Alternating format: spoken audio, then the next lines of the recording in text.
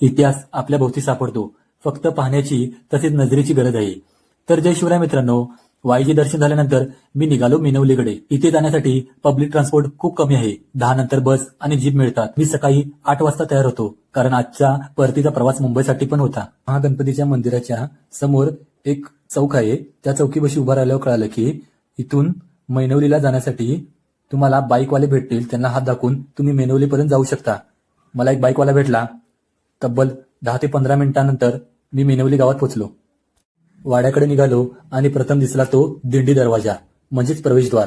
आत प्रवेश केल्यावर पहारेकरांच्या देवड्या पाहून डाव्या बाजूला पहिला वाड्याचा बुरुज पाहून इथूनच पांडवगड दिसतो आणि समजतो की नाना फडणीस हे त्यावेळी किल्ल्याकडे लक्ष देत असावे. वाड्यातून आत प्रवेश केल्यावर बाजूला विश्रांती कक्ष, समोरच भरपूर अशा ठिकाणी पाहायला मिळतात, जसे की नगारखाना, कचेरी, कलादालन, नानाचा दिवाणखाना.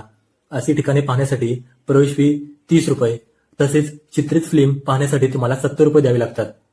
इथे आधुनिक स्पर्श QR कोड आहे. तो स्कॅन केल्यावर प्रत्येक ठिकाणाची माहिती, नाव, इतिहास आणि दर्शनाचे मार्गदर्शन मिळते.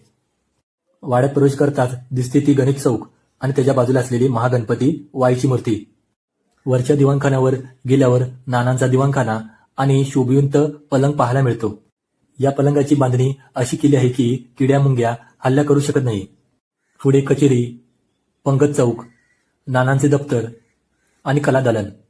प्रत्येक ठिकाणी चित्रित केलेले ऐतिहासिक आणि सौंदर्य दर्शन होते. वाड्यातील बाहेरच्या भागात दिसतो तो बुरुज आणि त्याच्या समोरच गौरव चिंच असे झाड आहे. हे चिंचचे झाड मूळ आफ्रिकेतील बाओबाब, ज्याचे आयुष्य खूप मोठे आहे.